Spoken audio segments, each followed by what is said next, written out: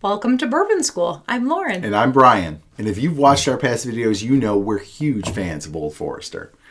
My favorite is Old Forester 1910. And I love the 1920. But today we're going to introduce you to 1915.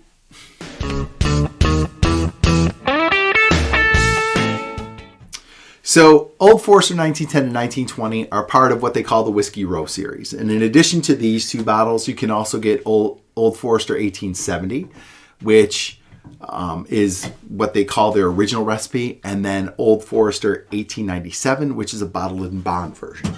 But a lot of people like to combine 1910 with 1920 to get a Frankenbourbon 1915. So today what we're going to do is we're going to decide is taking two bottles that are relatively expensive. They're about $60 bottles of bourbon.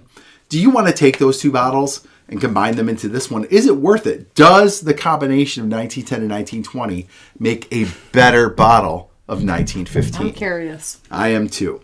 Before we go any further, I just want to shout out the maker of this label right here. I found it on Etsy.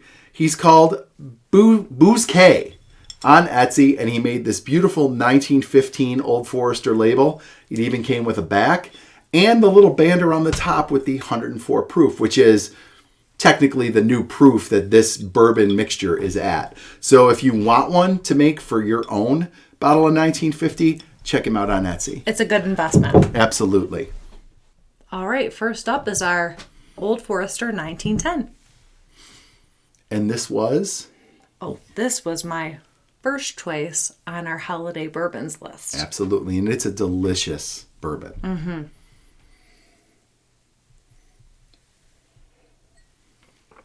I love 1910 because it's toned down, it's smooth, it has that toasted flavor. It doesn't hit you over the head with, it's not too burny. Yeah. You know, it's a beautiful holiday choice, but really it's good for any time of year. Right, and it is only 93 proof, I believe, so it is, like you said, it toned down, especially compared to when we get to the 1920 at 115 proof. It's a big difference. Full of flavor, even though it is that lower proof. So let's go ahead and hit the 1920 now. And this, like I said, is my favorite of the Whiskey Row series. And women were finally able to vote in 1920. Oh, how exciting. And a little backstory about 1920. Old Forester was one of 6 distilleries in Kentucky that was allowed to still produce bourbon during Prohibition. So you could get medicinal bourbon from your doctor, and one of those companies you can get it from was Old Forester for such ailments as? If I have a headache? Oh, a headache.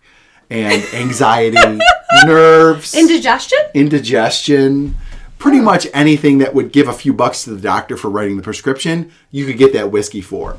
So I like 1920 not only for the flavor, but it's got a little bit of history behind it. So let's give it a shot.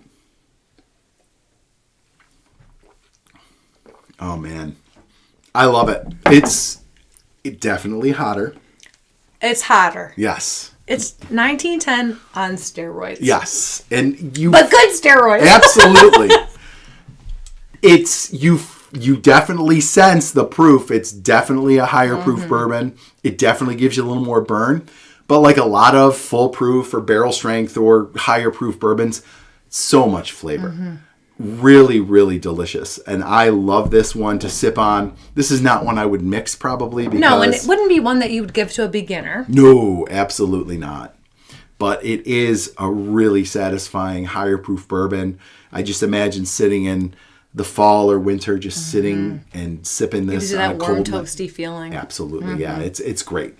All right, so now, next up, we've got the 1915. So basically what we did was we took equal parts of 1910 and 1920 and put them in this 1915 bottle. And we let it sit for a couple days so that it really got blended up nice. And we're going to now give it a try, and we're going to decide, do you want to do this? Do you want to take these bourbons and mix them up? So let's give it a shot.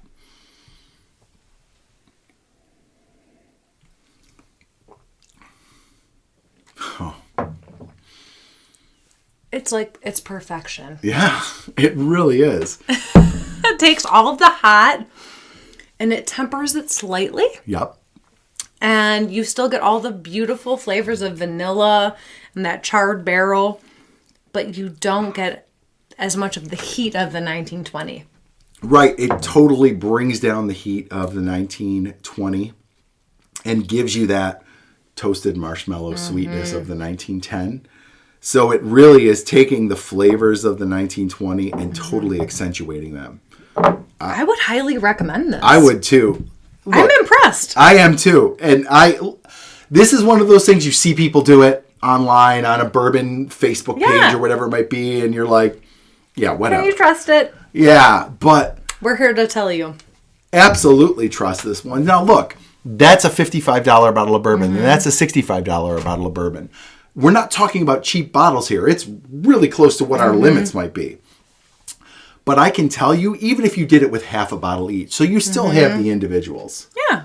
But no, it's a great sample. Absolutely. Oh my goodness. That 1915 really does give you the best of both worlds. So I would say without hesitation, go ahead and give it a shot. I'd recommend it. And I'm surprised. I really am. It's fantastic. It is. It's delicious. And this is definitely a recommend. So if you've got these bottles sitting around, even if it's to make a glass, take an ounce or two of each, throw them in a glass and sip on it. You're not going to be disappointed. It's really a delicious, delicious sipper. So let's cheers to that. Let's cheers with our 1915. Cheers, Lauren. Please like, subscribe.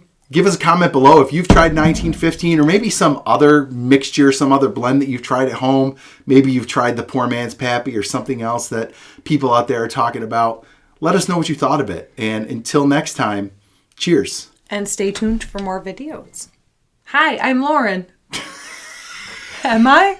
Am I Lauren?